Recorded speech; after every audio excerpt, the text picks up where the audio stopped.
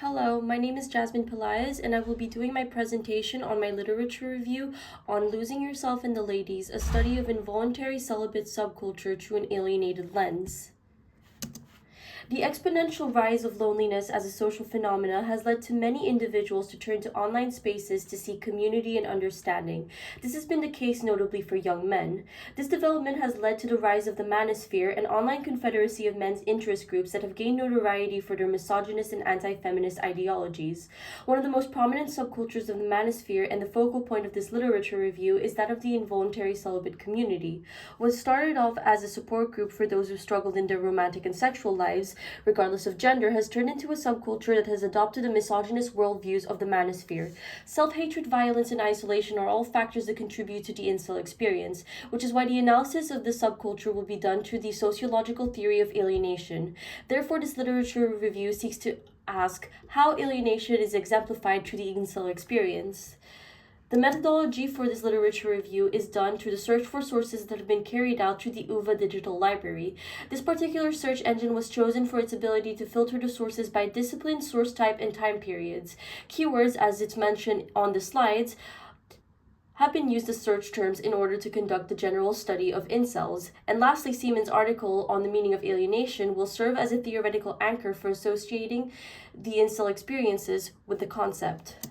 Within the findings, almost all authors have discussed ideological patterns within the subculture, with a common consensus showing a disdain that the community has towards the emancipated woman.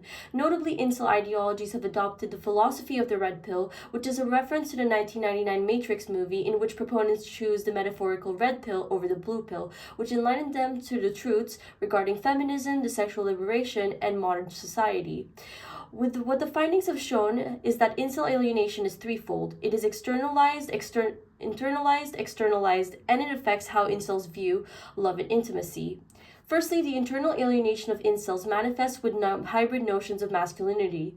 In Ging's article, The Exploration of Incel Culture, ideals of masculinity are reified, reconstructed, with notions of hegemonic masculinity being valorized, but a politics of sentiment, vulnerability, and victimization being an integral part of manosphere incel ideology. While red pill incels hold on to revenge and vindication, as it's discussed in future sections, proponents of black pill ideology, as discussed by Perman and Schlacht, have given up on life as a result of social isolation, rejection, and physical illness or shortcomings. In this case, alienation is internalized to an exacerbated level since proponents deny their very humanity. Moving on, misogynist rhetoric has been a central aspect of incel ideology.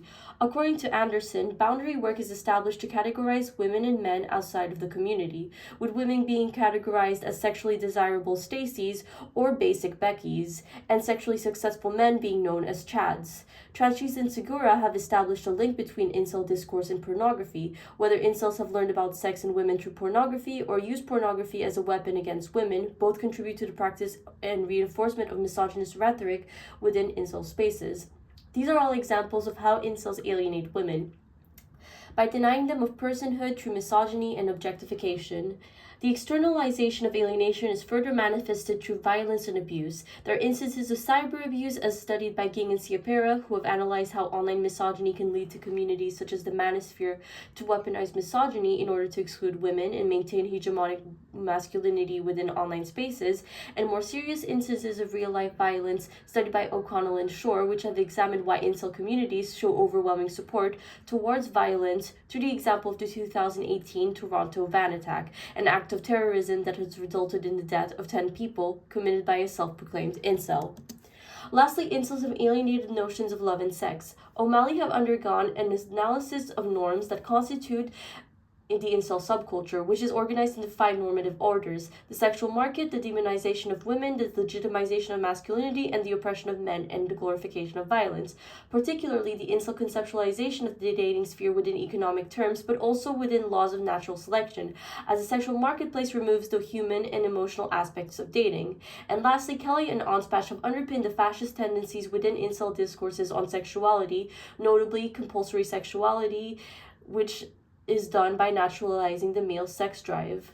These are perceptions of sex that view the act not as an expression of love, but as an expression of power. Thank you very much.